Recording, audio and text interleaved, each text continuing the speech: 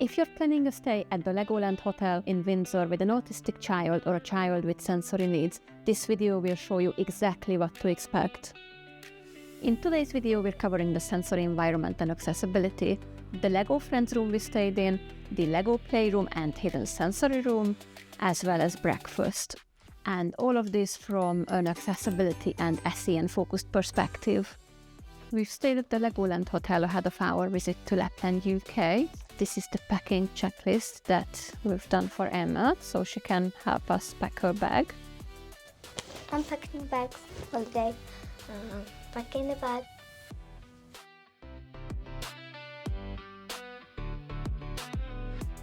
Arrival and lobby.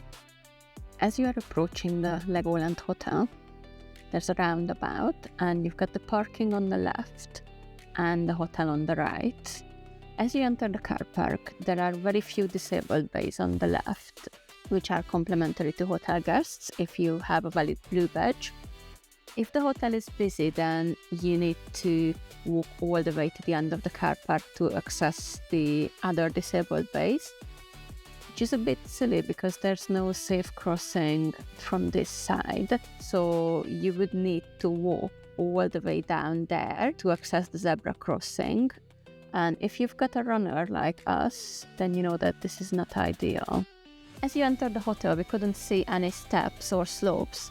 As you come into the lobby, there's a self-check-in area where you can sort your room keys. And a little further, there's a massive bin of Lego. The child can literally just sit inside and bury themselves in Legos and build whatever they like until you sort the check-in. And there's a little shop to the left. That was particularly useful because I forgot my charger at home. And however expensive it was, I was able to get a charger.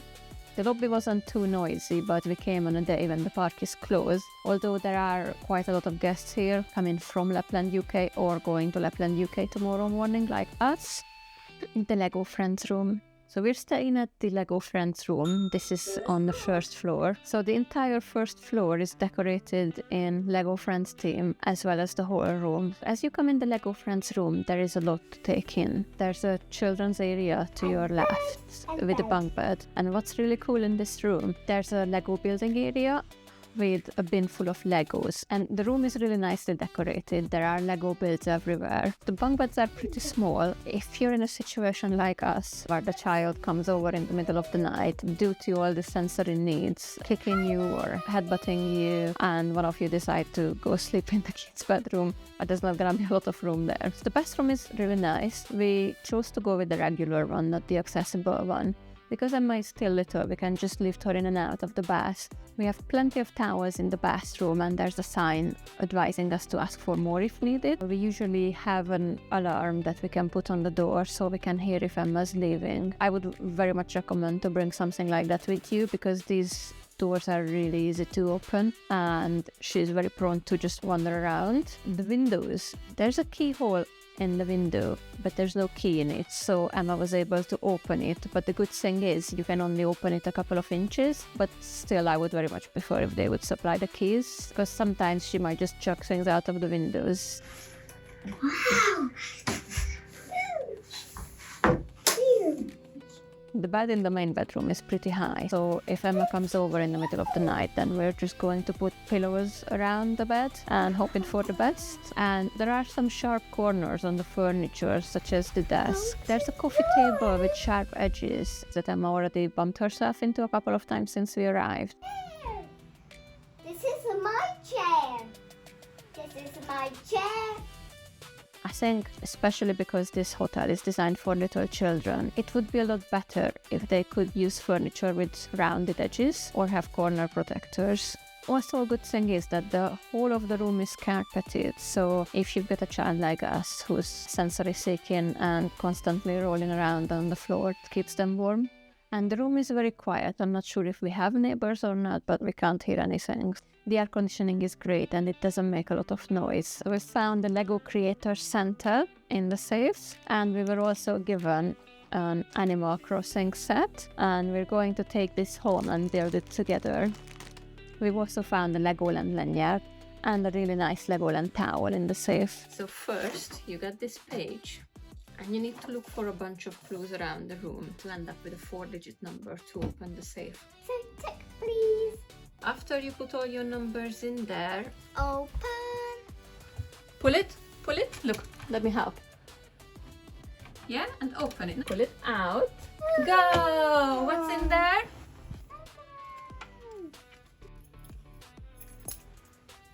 That's pretty.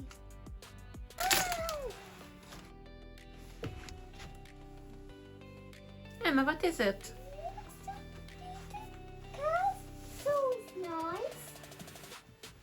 Also a quick tip, try to book the hotel when the theme park is closed. The rooms are significantly cheaper. Emma's diet is very restricted, so we've ended up ordering some nuggets. But I've read some other reviews that mentioned the buffet dinner is pretty expensive and there were mixed reviews on the quality, so we've decided to skip that.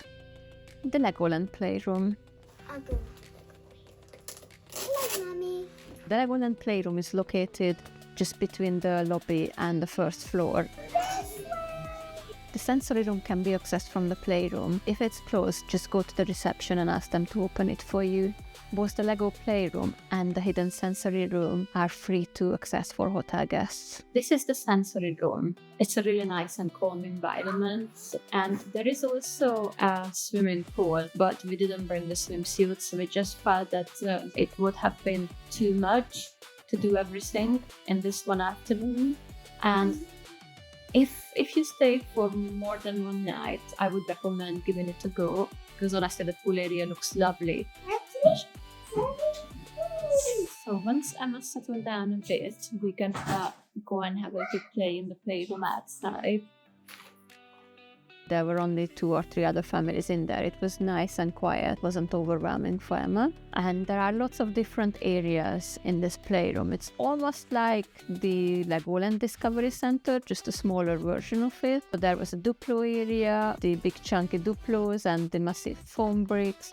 And there were lots of different themed areas where you could just build normal Legos. I would recommend keeping a close eye if you've got a child who puts everything in their mouth, as I had to pick some Legos out of Emma's mouth, especially because she started to watch these YouTube videos about Lego food being made. So she's got really obsessed with Lego food and she's keep putting little Legos into her mouth and she's just constantly moving around. And there were lots of Lego builds and these big Lego figures as well to look at. And there's just a one door leading out, so it's easy to keep an eye on the child, but also make sure to keep an eye on the emergency exits, because Emma almost tried to live through one of those.